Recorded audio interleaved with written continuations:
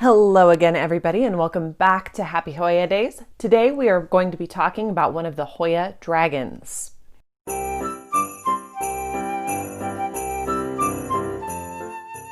If you are new here, welcome. I will be featuring and going a little bit more in depth on a different Hoya every other day, kind of through the month of December. So if that sounds like it's of interest to you, take a moment, hit that subscribe button. I'd love to have you along for my Happy Hoya Days. So, without further ado, today's Hoya is in fact the Hoya Pubicorolla Black Dragon. So, I'd like to start off with a little bit of naming controversy. I don't know if you'd call it really a controversy so much as just a little naming confusion. So when this Hoya first kind of was distributed, it was actually distributed as a Pubicalyx Black Dragon. It has recently been reclassified as a Pubicorolla Black Dragon, but you will still see it sold under both names. It does also have its counterpart, the White Dragon, which sometimes is sold as a Pubicalyx White Dragon. Again, it's going to be reclassified. I don't know. It's not a Pubicorolla. It's something else. But just know that it may be sold under both of those names. In fact, when I search for it, it comes up under both names. So Pubicalyx Black Dragon or Pubicorolla Black Dragon. Pubicorolla is in fact the correct name.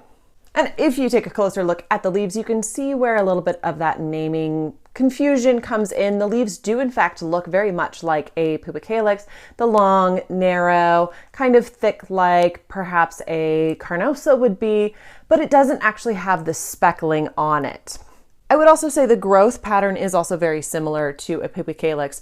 So if you're looking at maybe care requirements, it's going to be very similar to that plant, but again, Pubicorolla, not a Pubicalyx. Part of the reason this plant is so highly sought after and is so special is this is about the closest to a black flower that you are going to get on a Hoya plant.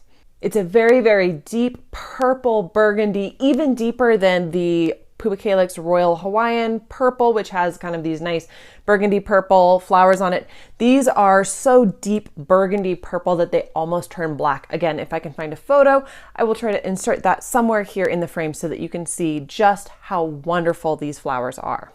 As far as the origins of this plant go, I couldn't really find a whole lot other than it had been discovered in the Philippines, and it appears that it has been discovered somewhat on the more recent side of things. It is, however, in fact, an actual species of Hoya and not a hybrid or a cultivar or anything like that. As far as growth on this plant goes, I haven't really noticed a whole lot of very fast growth. It has been in my window and it's been under my grow lights, and it does take the strong light very, very well, so I will say that for it. But I haven't really noticed a whole lot of new growth coming out of the top. But if you take a look underneath, hopefully I can do this without pouring out all of my potting material, there is a lot of root growth down here. Now this is something that I will consider repotting into a larger pot size very soon here in the future, but you can tell that it is actually taking the opportunity to establish itself first, which to me indicates that probably it won't be too much longer until I see some growth coming, and then I can let you know how fast of a grower it is. As far as purchasing this Hoya for yourself, you can find it fairly easily, whether you're shopping on Etsy or from a private collector. I will say watch out that I have seen a couple instances where a Royal Hawaiian or another similar Pubicalyx has been sold to people as a Pubicorolla Black Dragon. So keep that in mind, buying only from reputable sources or somebody who actually knows what they're talking about. Just keep in mind, it's not going to be the least expensive of Hoyas. I was noticing you can get an established plant, but you're going to still be spending a pretty penny for it. So that is the Hoya Pubicorolla Black Dragon. The leaves may not seem a whole lot to look at, but the blooms are what everybody buys it for, those nice, almost black flowers. I cannot wait until mine blooms. Thank you guys, as always, so much for watching, and I will see you in a couple of days with another featured Hoya. Bye.